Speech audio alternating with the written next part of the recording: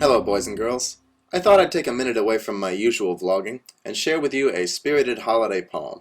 It's called How the Grinch Stole the Dignity of Every Non-Christian. All the Christians in Christtown found Christmas quite fair, but the non-Christians, who made up 2/3 of the world's population, didn't care. Now they didn't hate Christmas at all, au contraire. They just wanted the Christians to stay out of their hair. They wanted to know if there was any sane reason why the Christians got mad at the words holiday season, and why outside Christtown every town square and green was besmirched with the birth of the old Nazarene.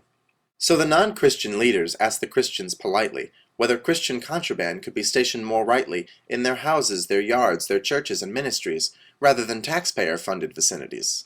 Instead of a reasoned and left-brained response, their reaction was angry and mad all at once. "They don't celebrate Christmas," they cried with a sneer.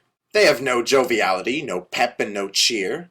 Perhaps they're just cold, or they worship false idols, or weren't beaten severely enough with their Bibles.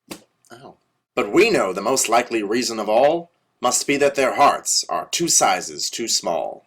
Now the non-Christians heard this and stifled a snigger, for their hearts at all parts were as big, if not bigger. Most were prone to charity and kindness and love, a few even without fear of fire from above. But the Christians tried hard to make everyone join in their boisterous festivities and unbounded toiling. Christmas could not be a season for some, if the Christians were ever to have any fun.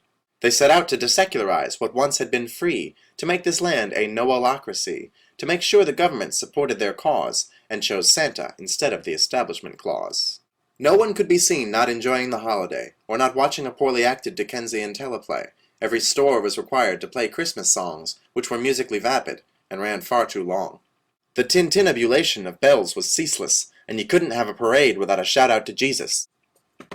Some Christmas fanatics were even so ambitious that they'd kick you in the chestnuts if you didn't say Merry Christmas. And outside their homes they competed collectively to see who could use up the most electricity, with flashers and beepers and blinkers and strobes, to inculcate Christmas in our frontal lobes.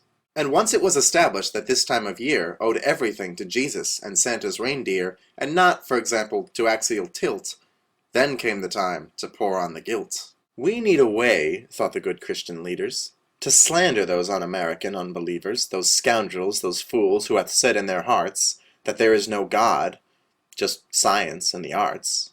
Something that will make them seem stupid and littler, and if possible even link them with Hitler. To smear these worshippers of Jalopnik and Finches, we'll brand them all as Scrooges and Grinches. Yes, Grinches, my friends, for they hate Christmas cheer. They hate the most wonderful time of the year. Taking literary characters out of context is what we do, just like we did to Horton Hears a Who. It's not about abortion. Wait just a minute, said one kindly Protestant. Isn't that drastic, deceptive, and incompetent? I mean, the Grinch wasn't simply not a believer. He waged war on the good Christmas Evers.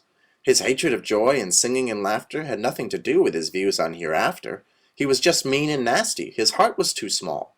That doesn't describe these non-Christians at all. And that kindly old Protestant who'd never been hated found himself promptly defenestrated.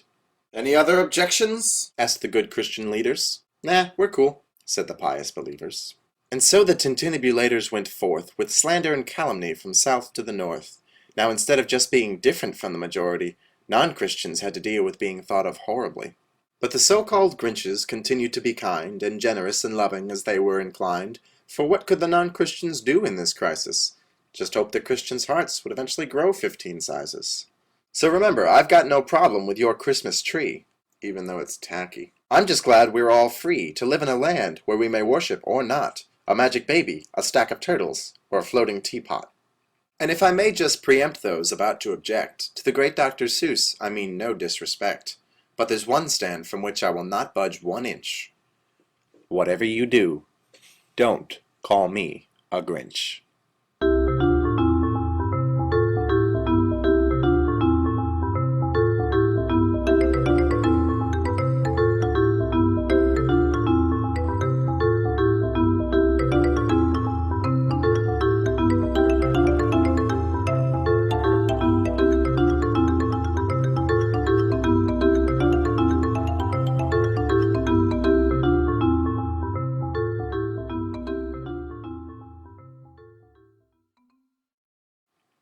Ow.